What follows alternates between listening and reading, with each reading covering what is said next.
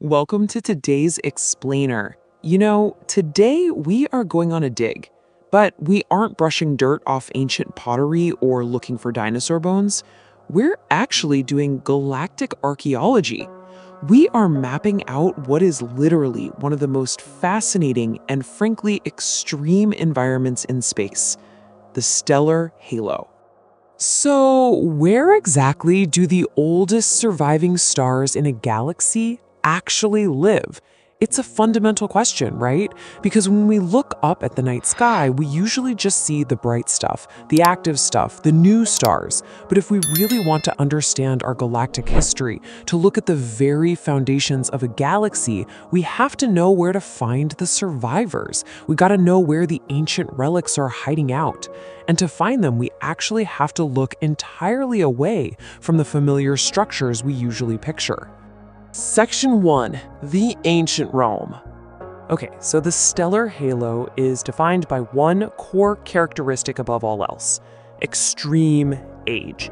It is populated almost entirely by very, very old stars. We're not talking about a place with active stellar nurseries here. No, it's a realm of ancient relics that have literally been burning since the galaxy's absolute infancy.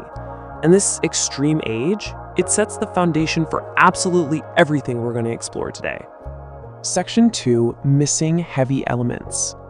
Now, these stars are what astronomers call metal poor. Basically, that just means they contain drastically fewer heavy elements than the younger stars you'd find in the galactic disk.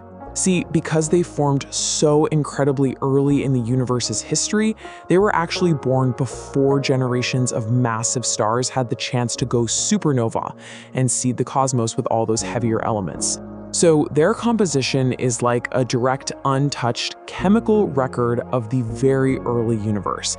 It's basically a giant time capsule. And the contrast here is just stark. Think about our familiar galactic disk. It's young, it's rich in heavy elements, and it's super orderly, with stars just orbiting in these nice, neat little circles. But the stellar halo? It's the complete opposite. It's ancient, it's metal poor, and it's governed by a completely different, seemingly random kinetic energy. We aren't just looking at a different location in the galaxy here, we are looking at a fundamentally different physical reality. Section 3. Chaotic movements. So, unlike the galactic disk, halo stars absolutely do not orbit in neat circles. The predictability, the nice order of the younger disk, yeah, that is thrown completely out the window here. We are dealing with an entirely different set of orbital dynamics. Instead, their paths are just entirely random. They don't flow together in any kind of unified direction at all. They're tilted, constantly plunging in and out of the galactic plane at these sheer, crazy angles.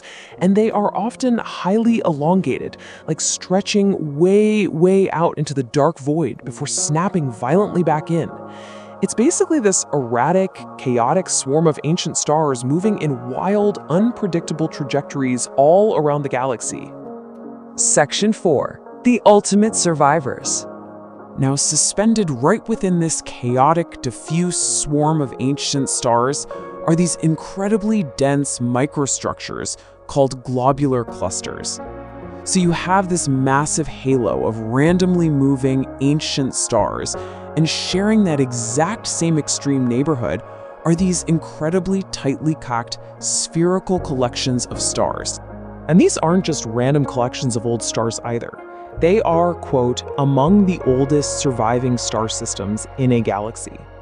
They are fully intact, gravitationally bound fossils that have somehow, against all odds, stayed tightly packed together while riding out those wild, plunging orbits for literal billions of years.